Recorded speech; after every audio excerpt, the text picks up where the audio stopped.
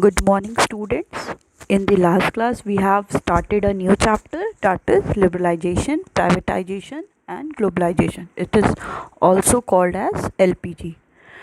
In that chapter, we have studied the some point of why we are needed to economic reform, which comes in the July 1991. So, we have to move on the fifth topic, that why we have needed the economic reform. The fifth point is poor performance of public sector undertaking. The industrial sector, business sector and agriculture sector become well diversified by 1990, largely due to public sector, yet overall performance was disappointing. Okay, till 1990 there is too much diversification is found in the agriculture sector, industrial sector as well as business sector, and it was or focuses on, it was only on the in the public sector undertaking, but still there are too much diversification production, but their performance are still disappointing. We are not appreciate all the steps that were taken by the industrial, business and the agricultural sector.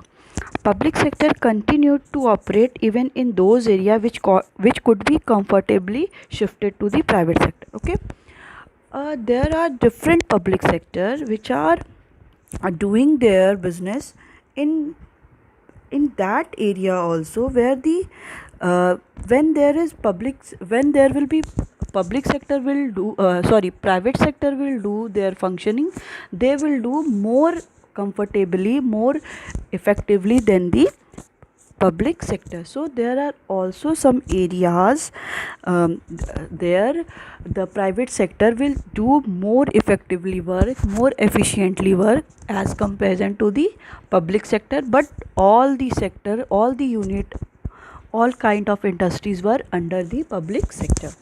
Many public sector firms incurred huge losses but continued to function because it is difficult to close a government undertaking. Okay, there are various public sector undertakings that are incurring too much losses, still they are working, they are continued to their functioning, because it is difficult to close a government undertaking even if it is a drain on the nation's limited resources. Okay, because it is quite difficult to shut down the all the public industries where they are also draining our India's nation's resources as well as wealth to, they all are the wasted, still these are public sector are, until and unless they are producing the commodity and they are suffering too much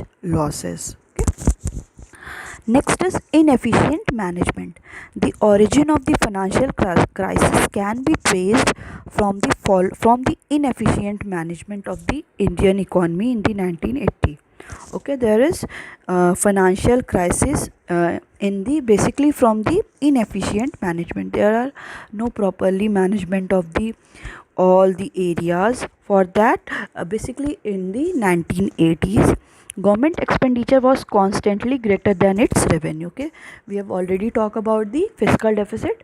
The government expenditure is too much more than the government revenues.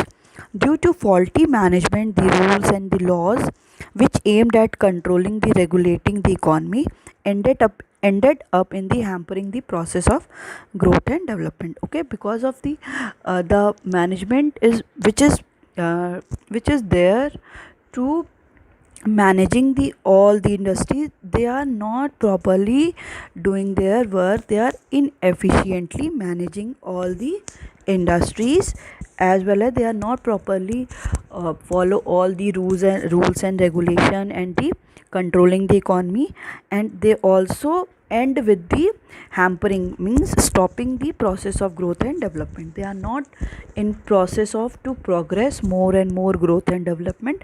They all these kind of inefficient management hampering the process of growth and development. Hampering means ki obstacle and stopping all the process of growth and development. It was due to lack of finance, defective policies and inefficient administration which led to economic reform. Okay, ये basically किस लिए हुआ कि उस time क्या थी, finance की lackness थी. We don't have such amount of finances. जो भी policies बन रही थी वो क्या थी, वो defective थी. They are not too much effective कि हम क्या कर सकें, बहुत ज़्यादा प्रोडक्टिविटी को इंक्रीज़ कर सकें, as well as they are inefficient administration as well as management. Properly administration नहीं था, मैनेजमेंट प्रॉपरली नहीं हो पा रहा था. That ultimately leads to the need for the economic reform, जिसकी वजह से क्या हुआ कि इकोनॉमिक रिफॉर्म की नीड हुई. Okay, now new economic policy.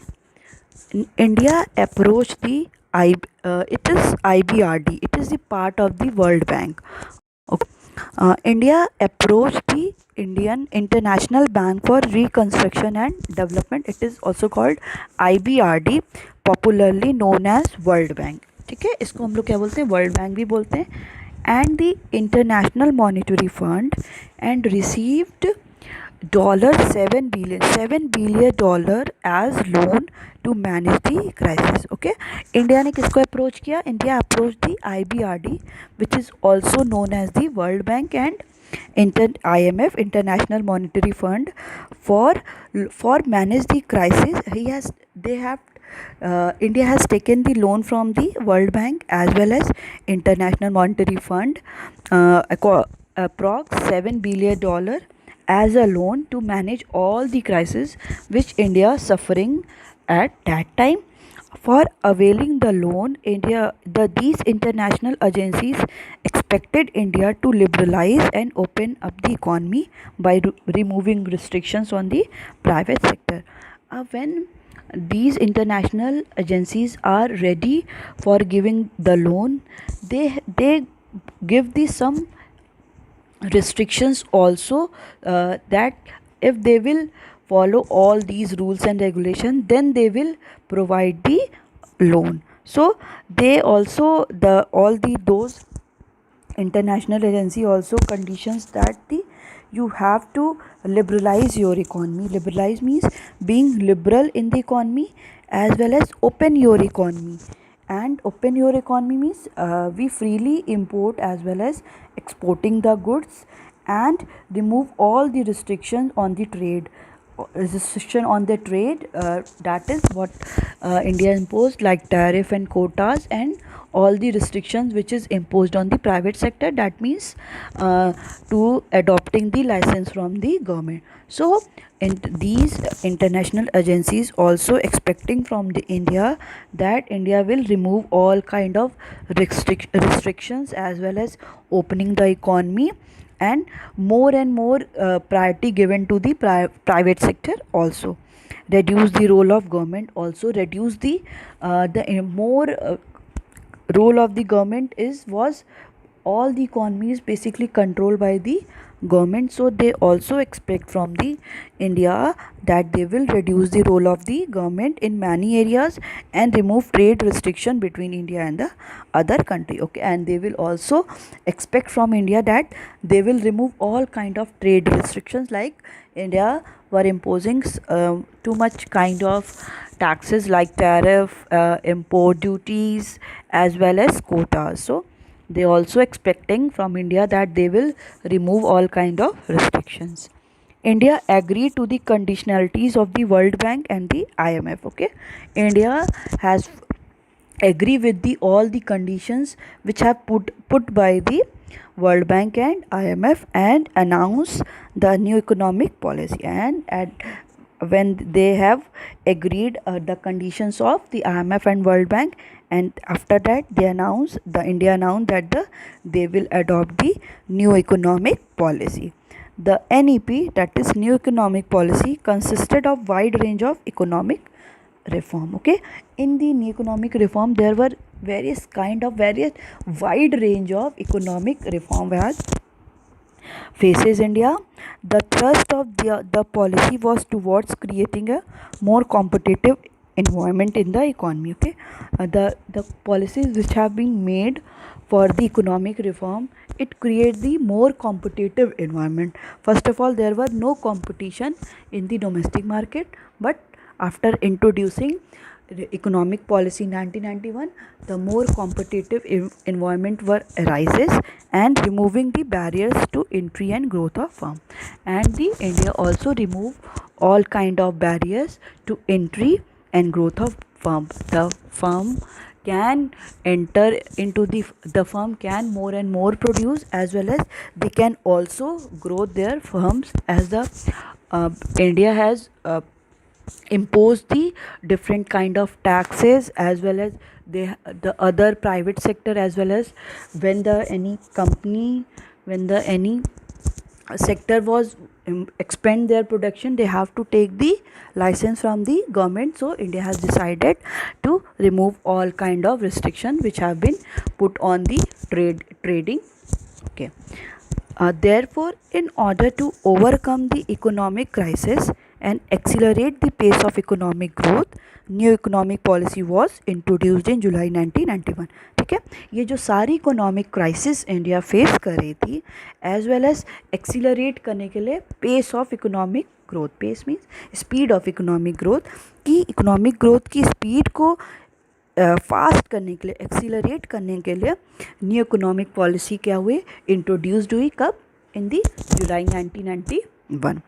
It is called new because its measures were just opposite to the new economic policy prior to 1991. Okay, it is mentioned as the prefix like new. Why it is uses?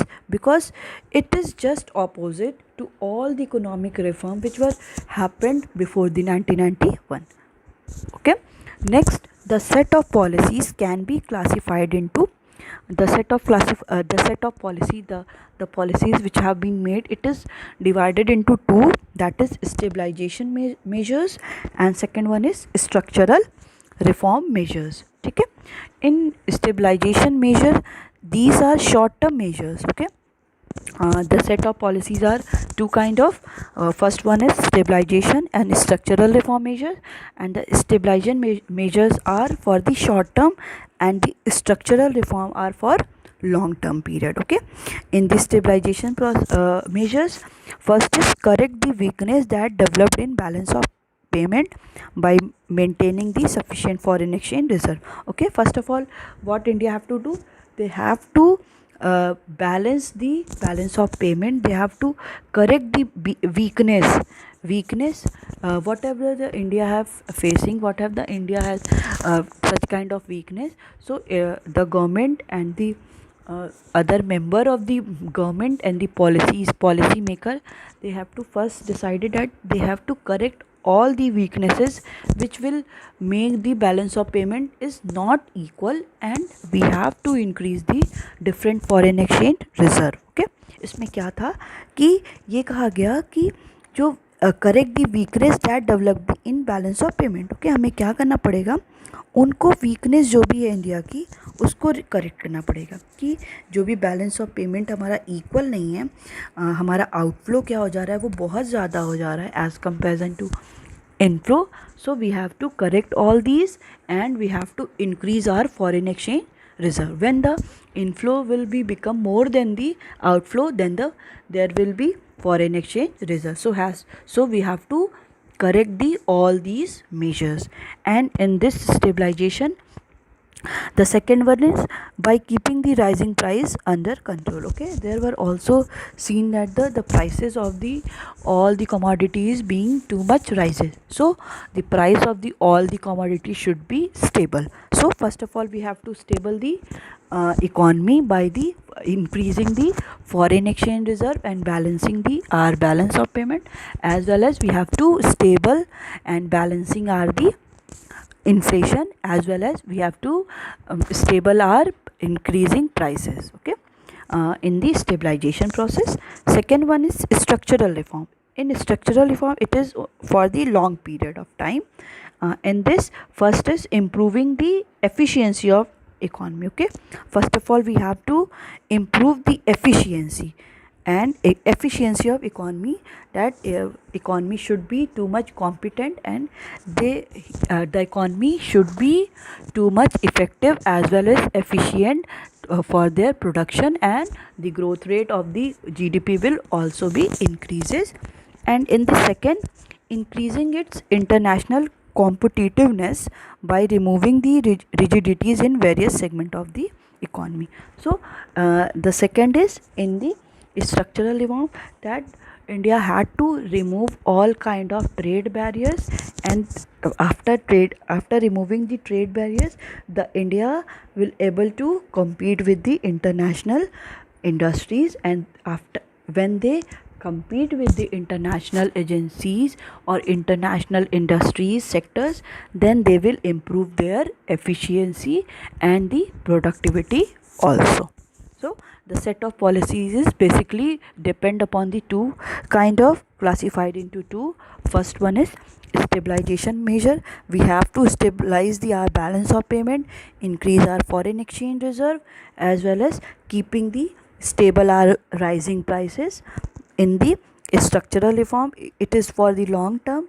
We have to we have to improve our economy and remove all kind of barriers, and in domestic industries must be compete with the international agencies and international competitive, and they can create and they can make their activities as well as their production to be effective as well as efficient. The government initiated a variety of policies, also known as element of new economic policy. Okay, the government has initiated a variety of Indian government has made the different kind of policies, and which come under the three policies, that is, first is liberalization, second is privatization, and third one is globalization. Okay, let's start with the liberalization. What is liberalization? As discussed earlier in this chapter, rules and regulation which were aimed at regulating the economic activities become major hindrance in growth and development. Okay, in the earlier chapter we have already studied that there were too much barriers, rules and regulation were made, and that what they will do, they are regulating and controlling our economy, so that our there were too much hindrances in the growth and development. When we create such kind of trade and barriers, so there is also barrier and hindrances in our development as well as growth. So in earlier chapter हम लोगों ने ये पढ़ा है कि there were too much kind of barriers. बहुत kinds of barriers लगे थे. For example tariff, quotas, license. इसके थ्रू क्या हो गया कि इतने सारे रेगुलेशन एंड इतने सारे रिस्ट्रिक्शंस हो गए थे, तो जो हमारा बेसिक मोटिव था कि हमें अपनी इकॉनमिक ग्रोथ को और डेवलपमेंट को इंक्रीज़ करना है, वो क्या हो गया था, वो हैम्पर्ड हो गया था, वो स्टॉप हो गया था, उसमें कोई भी इंक्रीज़ नहीं हो रहा था. So liberalization was introduced to put an end to these restrictions and open up various sectors of the economy. So the basic aim of the liberalization was to remove all kind of barrier. We have to make we have to make our economy very liberal. So we have what the government remove all kind of restrictions and open all the sectors of the economy. There were no such kind of restrictions and trade barriers. Okay, the following reform were initiated under liberalization. There are various reforms were initiated under liberalization. In liberalization, all kind of restriction which were made, they all are removed. Now the economy of India is liberal. They can contribute, they can produce, they can compete with the foreign countries. There are no such kind of restrictions also. So reform under liberalization is divided into 5.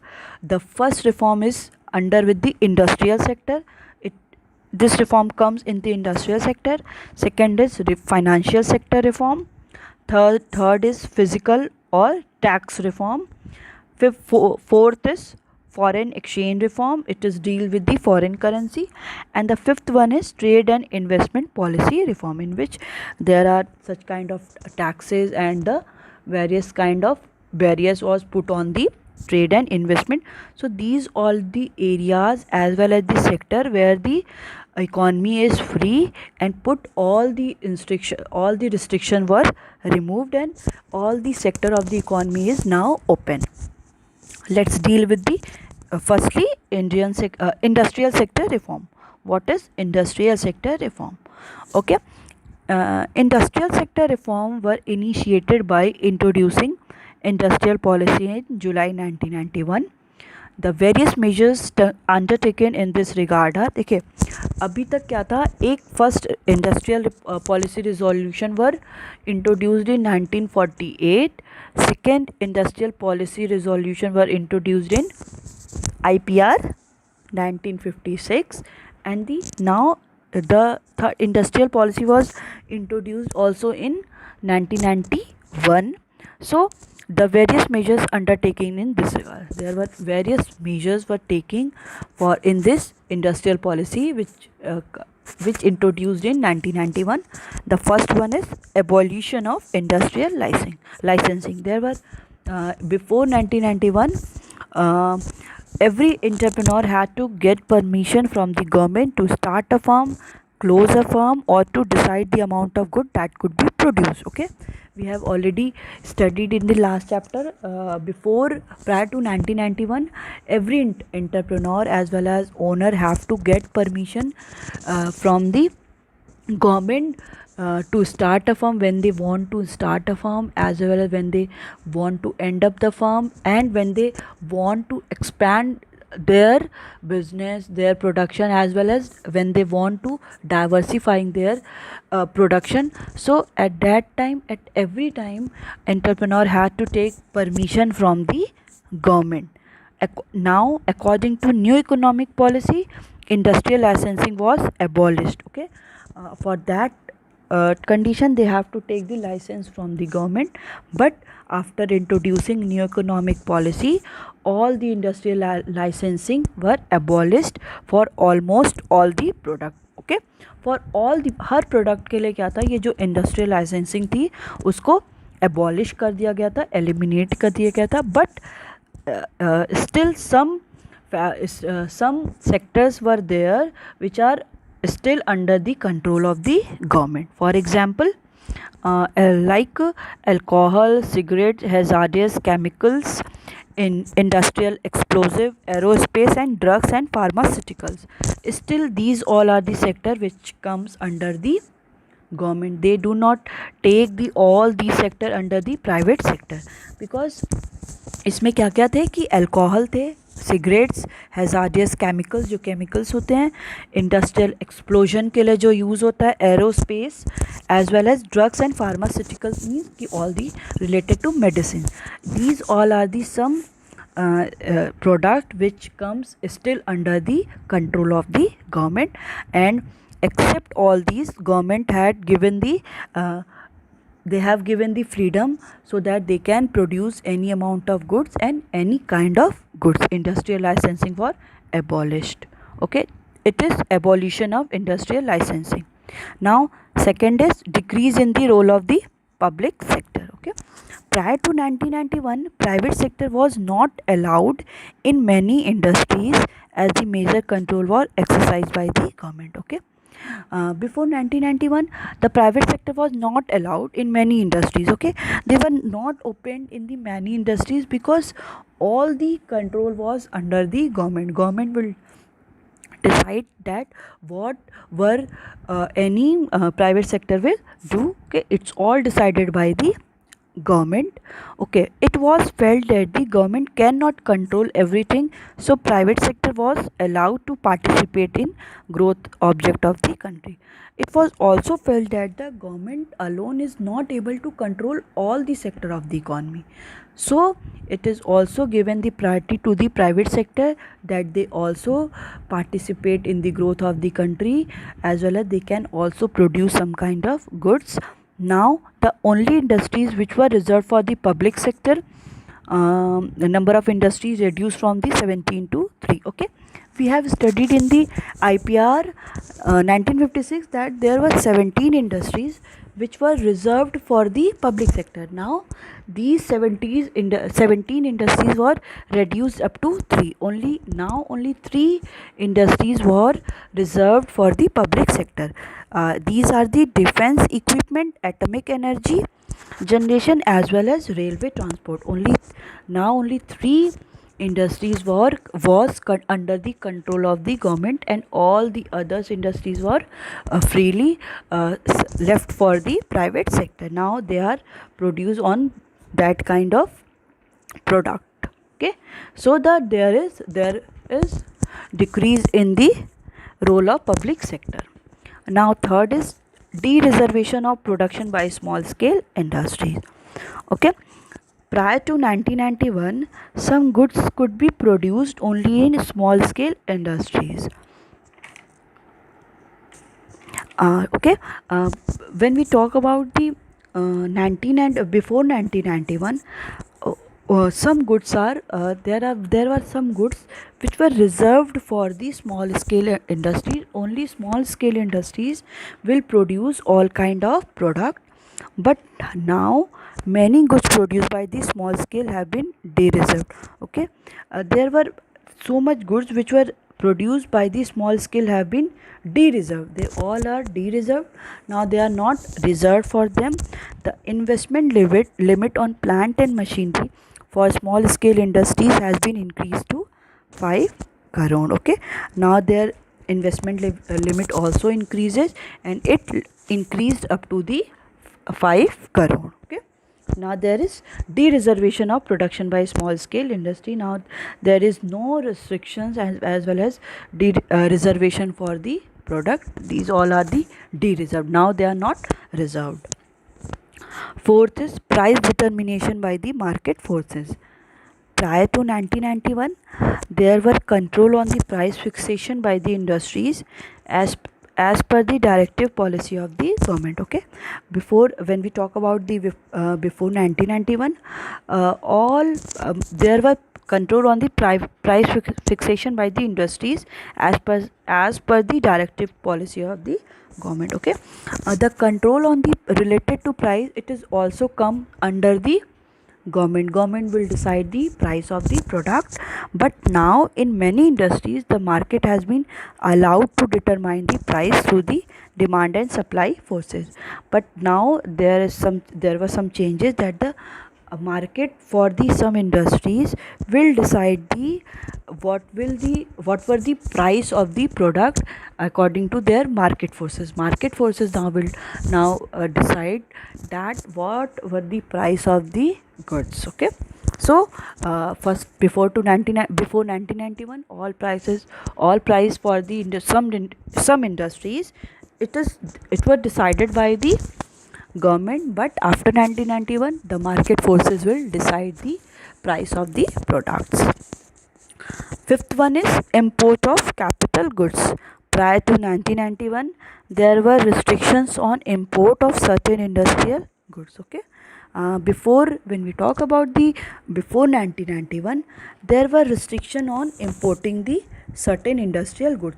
All goods were not importing in the India, but now there is freedom to import capital goods and technology in order to develop strong infrastructure base of economy. Okay, when we talk about before 1991, there were some certain industrial goods, means capital goods, which were restricted to imported India. But now there all the restrictions were removed. All the technical as well as capital and technology were imported in India, so that there will be increase in the development as well as infrastructural development of the country. Now the country is more capable to produce such kind of different kind of